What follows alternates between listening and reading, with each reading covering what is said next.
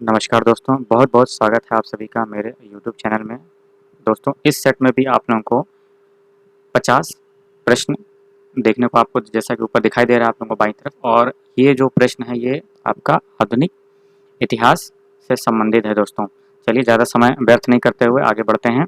पहला प्रश्न आपके सामने आप देख चुके हैं। भारत में आंग्ल फ्रेंच शत्रुता में निम्नलिखित में से कौन सी लड़ाई निर्णायक सिद्ध हुई? दोस्तों ध्यान से देखिएगा और सुनिएगा। ऑप्शंस हैं वेंडी वॉश असाई की लड़ाई, चिलियावाला की लड़ाई, चौथा है सेरिंगट्टम की लड़ाई। जवाब देखते हैं इसका क्या आ गया, वेंडिंग वॉश। अब देख सकते हैं इसका जवाब है वेंडिंग वॉश, इसका सही उत्तर है दोस्तों। चलिए आगे बढ़ते हैं फटाफट। दूसरा प्रश्न आपके सामने आ गया है, बहुत ही सिंपल है। करो या मरो का प्रसिद्ध नारा किसने दिया था? महात्मा गांधी ने। तीसरे प्रश्न पे आ जाते हैं फटाफट। अंग्रेजों ने भारत में अपनी पहली फैक्ट्री कहाँ स्थापित की थी दोस्तों? बम्बई, सूरत, सुतनती या मद्रास में? सही जवाब है इसका दोस्तों सूरत है। चलिए फटाफट चौथा प्रश्न आपके सामने आ चुका है। निम्नलिखित में से किस वर्ष में 26 जनवरी का दिन स्वतंत्रता दिवस के रूप में मनाया जाता या मनाया गया था? बहुत ध्यान से देखने वाली बात है दोस्तों, फिर से पढ़िए इसको। निम्नलिखित में से किस वर्ष में 26 जनवरी का दिन स्वतंत्रता दिवस के रूप में मनाया गया था दोस्तों? 1930, 1929, 1942 या 1946? इसका सही जवाब है दोस्तों के सामने आ चुका है, वो है 1930। चलिए आगे बढ़ते हैं दोस्तों। जो क्वेश्चन हमारे सामने आ चुका है, बंगाल में राजस्व का इस्तेमारी बंदोबस्त यानी कि अस्थाई बंदोबस्त किसने लागू किया था? ऑप्शन है क्लाइव हेस्टिंग्स, वेलिप्स्ट या चौथा है कार्नवालिस ने। इसका सही जवाब है दोस्तों कार्नवालिस ने। चलिए फटाफट छठवें प्रश्न पर आ गए। यह किसने कहा था, इस समय मध्य रात्रि होते ही जब संसार सो रहा है भारत जीवन तथा स्वतंत्रता के लिए जाग उठा है? किसने बोला था? ऑप्शन है नेताजी सुभाष चंद्र बोस, महात्मा गांधी, जवाहरलाल नेहरू या सी राजगोपालाचारी? इसका सही जवाब है दोस्तों जवाहरलाल नेहरू जी ने कहा था ये। चलिए सातवां प्रश्न आपके सामने आ चुका है। भारत में अंग्रेजी का समाचार पत्र किसने शुरू किया था? बहुत ही बढ़िया प्रश्न है। बाल गंगाधर तिलक, राजा राम मोहन राय, जे ए हिकेश या लॉर्ड विलियम बेंटिंक ने? सही जवाब इसका है जे ए हिकेश। चलिए आगे बढ़ते हैं। आठवां प्रश्न, किस गवर्नर जनरल के काल में पंजाब को ब्रिटिश साम्राज्य में मिलाया गया था दोस्तों? आपको उस गवर्नर जनरल का नाम बताना है। ऑप्शन है Lord Bentinck, Lord Dalhousie, Lord Cornwallis या लॉर्ड कैनिंग? इसका सही जवाब है लॉर्ड डलहौजी। चलिए आगे बढ़ते हैं। नौवां प्रश्न आपके सामने आ चुका है। निम्नलिखित में से किसको डेजर्ट फॉक्स कहा जाता है? प्रश्न है निम्नलिखित में से किसको डेजर्ट फॉक्स कहा जाता है दोस्तों? ऑप्शंस आपके सामने हैं लॉर्ड वेवल, जनरल आई जन हावर, जनरल रोमेल और चौथा है जनरल मक आर्थर। सही जवाब देखते हैं इसका क्या है, वो है जनरल रोमेल, जिसको डेजर्ट फॉक्स कहा जाता था दोस्तों। चलिए आगे बढ़ते हैं। 10वां प्रश्न आपके सामने आ चुका है। अच्छा अब इसको ध्यान से देखिएगा। निम्नलिखित संधियों को काल क्रम के अनुसार बनाना है दोस्तों, रखना है। ठीक है, तो आपके सामने है अमृतसर की संधि, बसीन की संधि, श्रीरंगपट्टम की संधि और सालबाई की संधि। इनको कालक्रम के अनुसार बनाना है। चलिए देखते हैं इसका सही जवाब हमें क्या मिलता है दोस्तों।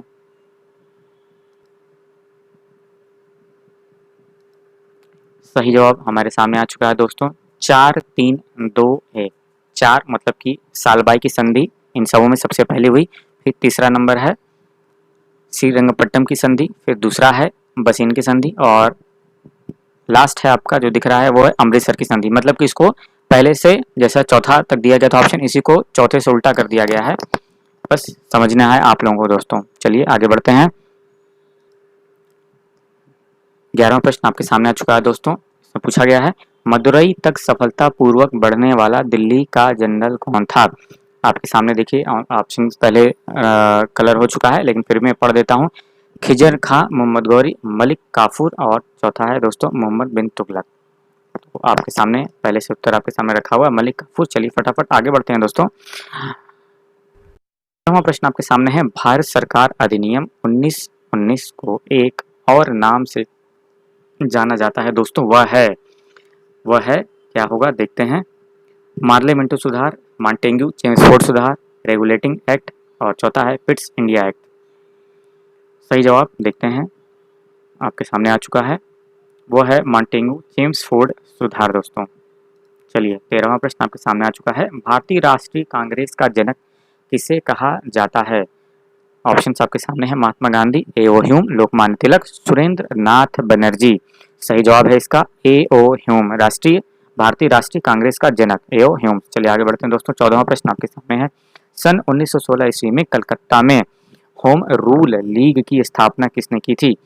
4 ऑप्शन आपके सामने। Bipin Chandra Pal, Arvind Ghosh, Lokmanya Tilak, Annie Besant. सही जवाब इसका, मुझे पता था दोस्तों आप लोगों को पता होगा, एनी बेसेंट। चलिए आगे बढ़ते हैं। 15वां प्रश्न आपके सामने है। सविनय अवज्ञा और करों का भुगतान न करने के लिए महात्मा गांधी को प्रेरणा किससे मिली थी? ऑप्शन है थौरा, लियो टॉल्स्टॉय, जॉन रस्किन या गोपाल कृष्ण गोखले। सही जवाब इसका थौरा है। चलिए आगे बढ़ते हैं दोस्तों।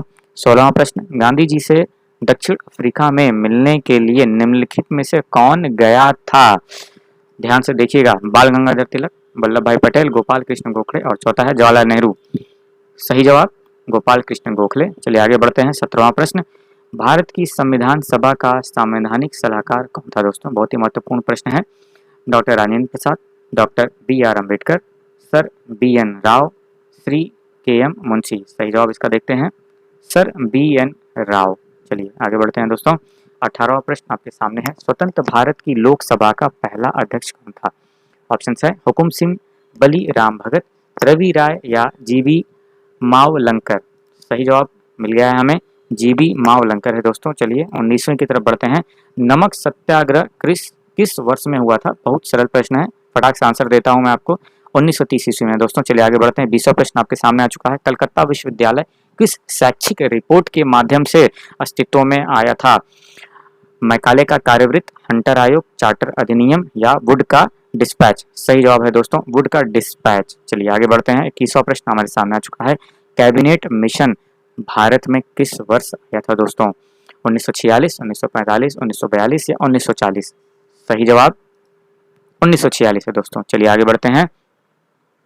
बहुत ही सरल प्रश्न है। मुस्लिम लीग की स्थापना किस वर्ष में हुई थी? 1900, 1905 में, 1906 में या 1902 में? मुझे पता है सभी लोगों को पता होगा, फिर भी देखते हैं क्या है। 1906 ईस्वी में। चलिए आगे बढ़ते हैं दोस्तों। 23वां प्रश्न आपके सामने आ चुका है। ये भी बहुत ही सरल प्रश्न है। भारत का पहला वायसराय कौन था? Lord Canning, Lord Hardinge, Lord Dalhousie या लॉर्ड एल्गिन। सही जवाब आपके सामने है लॉर्ड कैनिंग है दोस्तों। चलिए आगे बढ़ते हैं। 24वां प्रश्न है। भारत में राजस्व एकत्र करने के अस्थायी बंदोबस्त की प्रणाली शुरू की गई थी। ऑप्शंस आपके सामने है। लॉर्ड कर्जन द्वारा, लॉर्ड डलहौजी द्वारा, लॉर्ड हेस्टिंग्स द्वारा या लॉर्ड कॉर्नवालिस द्वारा। सही जवाब देखते हैं इसका क्या होगा। इसका सही जवाब है लॉर्ड कॉर्नवालिस द्वारा दोस्तों। चलिए आगे बढ़ते हैं। 25वां प्रश्न आपके सामने आ चुका है दोस्तों। कांग्रेस की पहली महिला अध्यक्ष कौन थी? ऑप्शंस आपके सामने हैं। श्रीमती एनी बेसेंट, श्रीमती सरोजनी नायडू, श्रीमती नीली सेनगुप्ता या अरुणा आसफ अली। सही जवाब है इसका दोस्तों श्रीमती एनी बेसेंट। चलिए आगे बढ़ते हैं। 26वां प्रश्न आपके सामने आ चुका है। ध्यान से देखिएगा इसको। फरवरी 1928 में भारत आने वाले साइमन कमीशन का बहिष्कार किया गया क्योंकि, ध्यान दीजिएगा, उसके सभी सदस्य अंग्रेज थे। उस समय अनेक राष्ट्रवादी नेता बंदी थे। उनका अध्यक्ष सर जॉन साइमन बहुत अलोकप्रिय था। और चौथा है मॉन्टेग्यू चेम्सफोर्ड सुधार असफल हो गए थे। सही जवाब देखते हैं दोस्तों, वह है उसके सभी सदस्य अंग्रेज, इसलिए इसका बहिष्कार किया गया था दोस्तों 1928 में 28 में। चलिए आगे बढ़ते हैं। 27वां प्रश्न आपके सामने आ चुका है। विभाजन परिषद का अध्यक्ष कौन था? विभाजन परिषद का अध्यक्ष कौन था? सामने आपके ऑप्शंस हैं। AM. Jinnah, Lord Mountbatten, Jawaharlal Nehru या वी.पी. मेनन। सही जवाब लॉर्ड माउंटबेटन है दोस्तों। चलिए आगे देखते हैं। ये भी बहुत अच्छा प्रश्न है। गांधी को सविनय अवज्ञा की प्रेरणा किसकी रचनाओं से मिली थी? ऑप्शंस आपके सामने हैं। हेनरी डेविड थोरी, डेविड रिकार्डो, हेनरी किसिंजर या बर्ट्रांड रसल। ऑप्शंस आपको देख चुके हैं, आंसर देखते हैं इसका क्या होगा। सामने आ गया है, वो है हेनरी डेविड थोरी। चलिए आगे बढ़ते हैं दोस्तों। 29वां प्रश्न आपके सामने आ चुका है। पाकिस्तान का विचार सबसे पहले किसके मन में आया था दोस्तों? ध्यान देने वाली बात है। चलिए इसका ऑप्शन आपके सामने है। मोहम्मद इकबाल, एम.ए. जिन्ना, शौकत अली या आगा खां। पाकिस्तान का विचार सबसे पहले मोहम्मद इकबाल के मन में आया था दोस्तों। चलिए आगे बढ़ते हैं। 30वां प्रश्न। आपके सामने आ चुका है। आधुनिक भारत में स्थानीय स्वशासन का अगुवा सामान्यतः किसे माना जाता है दोस्तों? रिपन, मेयो, लिटन या कर्जन को? सही जवाब है रिपन। आगे बढ़ते हैं दोस्तों। 31वां प्रश्न, बारदोली सत्याग्रह के बाद वल्लभ भाई पटेल को सरदार की पदवी दी गई थी? बहुत ही अच्छा प्रश्न आपके सामने आया है दोस्तों, ध्यान से देखिएगा ऑप्शन। जवाहरलाल नेहरू द्वारा, मोतीलाल नेहरू द्वारा, महात्मा गांधी द्वारा या मौलाना अबुल कलाम आजाद द्वारा? चलिए इसका उत्तर देखते हैं क्या है। उत्तर मिल गया है, वह है महात्मा गांधी। ये भी बहुत ही अच्छा प्रश्न है, कई बार पूछा जा चुका है विभिन्न प्रतियोगिताओं में। सती प्रथा का उन्मूलन किया था? लॉर्ड रिपन ने, वारेन हेस्टिंग्स ने, लॉर्ड कॉर्नवालिस से या विलियम बेंटिक ने? सही जवाब मुझे पता है, आप लोगों को पता होगा। चलिए आगे बढ़ते हैं। 33वां प्रश्न आपके सामने, मोहनदास करमचंद गांधी को महात्मा किसने कहा था? बहुत ही अच्छा प्रश्न है दोस्तों। बाल गंगाधर तिलक, मोतीलाल नेहरू, जवाहरलाल नेहरू या रविंद्रनाथ टैगोर जी ने? सही जवाब है रविंद्रनाथ टैगोर जी ने कहा था। चलिए आगे बढ़ते हैं। 34वां प्रश्न आपके सामने आ चुका है। मोहम्मडन एंग्लो ओरिएंटल कॉलेज बाद में बन गया, ध्यान से देखिएगा और सुनिएगा। मोहम्मडन एंग्लो ओरिएंटल कॉलेज बाद में बन गया उस्मानिया विश्वविद्यालय, जामिया मिलिया मुस्लिम विश्वविद्यालय, बरकतुल्ला विश्वविद्यालय या चौथा है अलीगढ़ मुस्लिम विद्यालय? चलिए इसका जवाब देखते हैं दोस्तों, अलीगढ़ मुस्लिम विश्वविद्यालय दोस्तों। चलिए आगे बढ़ते हैं। 35वां प्रश्न आपके सामने आ चुका है। भारतीय राष्ट्रीय कांग्रेस ने अपने किस अधिवेशन में पूर्ण स्वराज को अपना लक्ष्य घोषित किया था?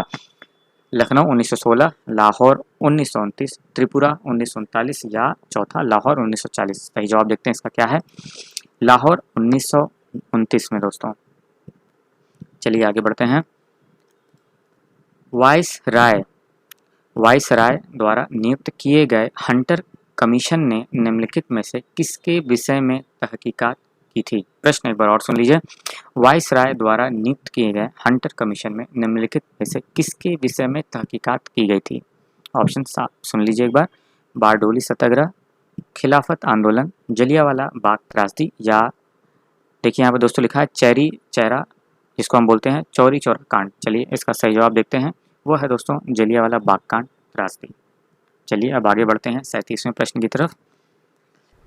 स्थान है जहां से आचार्य विनोबा भावे ने 1940 में व्यक्तिगत सत्याग्रह शुरू किया था?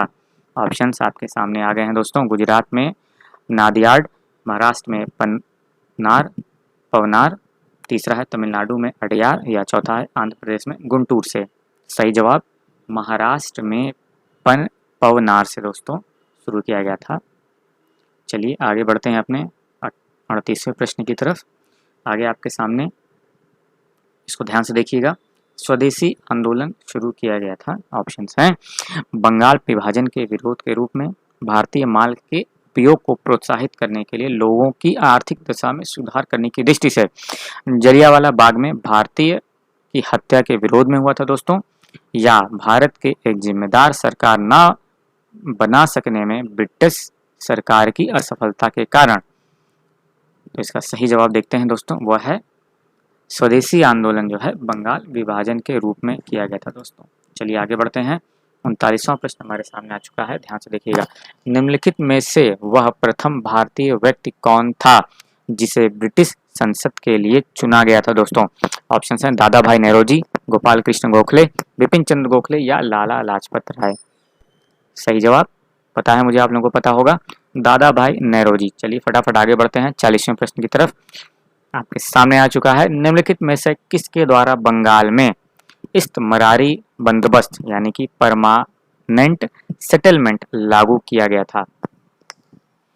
ऑप्शंस हैं Lord Cornwallis, Lord Dalhousie, William Bentinck या लॉर्ड कर्जन? सही जवाब देखते हैं क्या होगा दोस्तों, वह है लॉर्ड कॉर्नवालिस। चलिए अब आगे बढ़ते हैं हम लोग 41वें प्रश्न की तरफ। आपके सामने आ चुका है। निम्नलिखित में से ब्रिटिश का वह गवर्नर जनरल कौन है जिसने भारत में डाक शुरू किए थे? बहुत ही महत्वपूर्ण और बहुत ही बढ़िया प्रश्न है दोस्तों ये, स्पेशली जो लोग इतिहास की या ISPC तैयारी कर रहे हैं उनके लिए बहुत ही अच्छा क्वेश्चन है।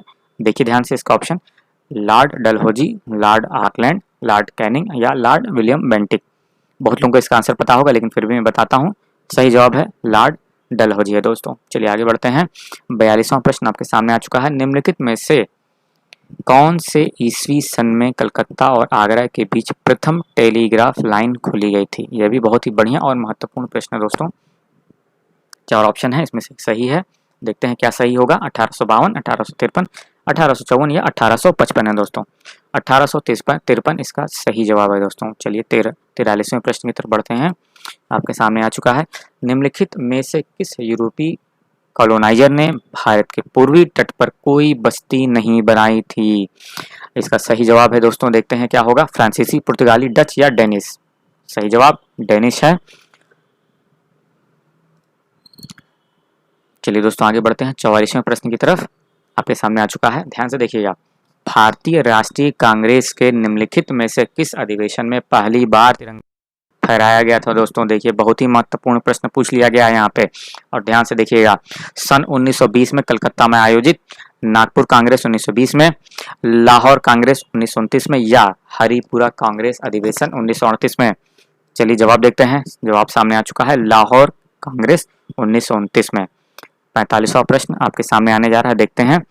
निम्नलिखित में वह अधिनियम कौन सा है जिसके द्वारा सभी सरकारी सहायता प्राप्त स्कूलों और कॉलेजों के लिए अंग्रेजी को शिक्षा का माध्यम बनाया गया था?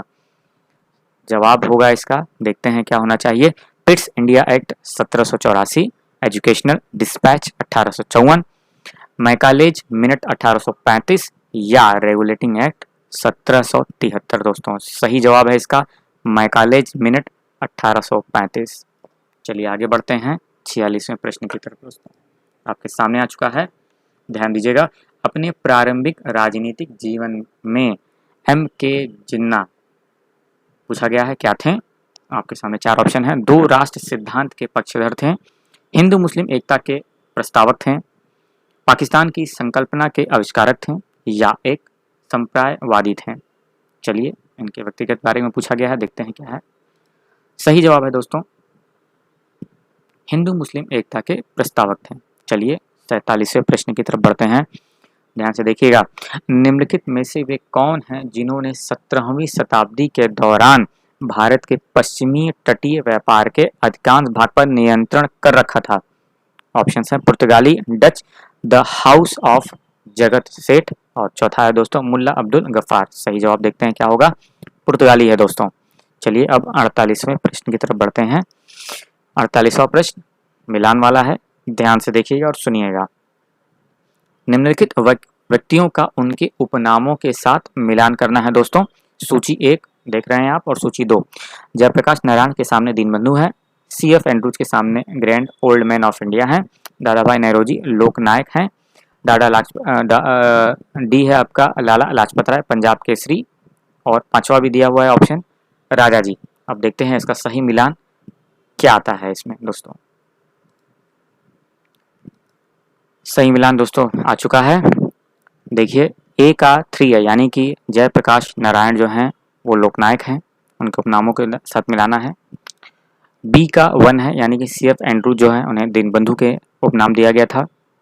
C का 2 है, यानी कि द्वितीय ऑप्शन है, दादा भाई नौरोजी को grand old man of India के नाम से, और D का 4 है, लाला लाजपत राय को पंजाब केसरी के सामने, जो कि आपके सामने दिखाई दे रहा है दोस्तों।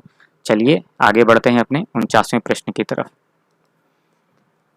49वां प्रश्न है, नीचे विद्रोह के प्रमुख नेताओं के नाम और उनके गतिविधि क्षेत्र दिए गए हैं, इनमें से गलत जोड़ा ज्ञात कीजिए। ध्यान दीजिएगा दोस्तों, फिर से सुन लीजिए एक बार। नीचे विद्रोह के प्रमुख नेताओं के नाम और उनके गतिविधि क्षेत्र दिए गए हैं, इनमें से गलत जोड़ा मिलाना है, गलत जोड़ा मिलाना है दोस्तों, ध्यान दीजिएगा। सामने चलिए अब देखते हैं, ऑप्शन में दिया हुआ है रानी लक्ष्मीबाई इंदौर, खान बहादुर खां रुहेलखंड, कुंवर सिंह साहाबाद और नाना साहेब कानपुर। क्या मिलाना है? गलत जोड़ा। चलिए देखते हैं कौन सा इसमें से सही है। वह है रानी लक्ष्मीबाई इंदौर, जो कि गलत जोड़ा है, आपके सामने है। चलिए अब हम आ गए हैं अपने अंतिम प्रश्न यानी कि 50वें प्रश्न की तरफ। फटाफट आगे बढ़ते हैं। आपके सामने आ गया है 50वां प्रश्न, जो कि अंतिम प्रश्न है इस सेट का। मुस्लिम लीग ने अलग मुस्लिम राज्य का समर्थन किया था। जी हाँ दोस्तों, मुस्लिम लीग ने अलग मुस्लिम राज्य का समर्थन।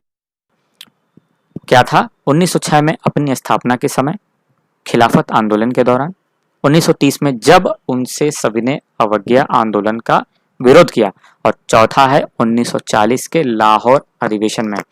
इसका जवाब सही क्या होगा देखते हैं दोस्तों। आ गया है आपके सामने, वह है 1940 के लाहौर अधिवेशन में दोस्तों। पूरे प्रश्न खत्म हो चुके हैं दोस्तों। उम्मीद करता हूँ ये आधुनिक इतिहास के 50 क्वेश्चन जो आपको मैंने बताए हैं ये दोस्तों बहुत ही इम्पोर्टेंट हैं। ऐसा नहीं है, कई बार ऐसा लगता है हमें देख करके कि बहुत ही सरल है, और हम और कॉन्फिडेंस में आकर के कई बार हमसे गलतियां भी हो जाती हैं दोस्तों। और कई बार हम ये सोच के जाते हैं, चाहे वो IAS PCS का इंटरव्यू हो, चाहे बैंकिंग का इंटरव्यू में आपसे किसी भी तरह का दोस्तों, किसी भी क्षेत्र से संबंधित, किसी भी विषय से संबंधित आपसे प्रश्न पूछा जा सकता है। इसलिए कभी भी किसी चीज़ को बहुत हल्के में, सरल में नहीं लेना चाहिए दोस्तों। बस इतना ही बोलना चाहूँगा। आप हमारे इस चैनल पे बने रहिए। मुझे बहुत अच्छा लगता है आप लोगों से बात करना, आप लोगों को तरह तरह के अलग अलग क्षेत्रों से, विषयों से आप लोगों को प्रश्न को बताना। जितना हो सके दोस्तों, आप लोगों से मेरा अनुरोध है कि इस चैनल को लाइक करें, सब्सक्राइब करें, नहीं किए हैं तो अभी भी कर दीजिए, बेल आइकन दबा दीजिए, ताकि जो भी वीडियो मैं अपलोड करूं आप लोगों को मिलता रहे। इसमें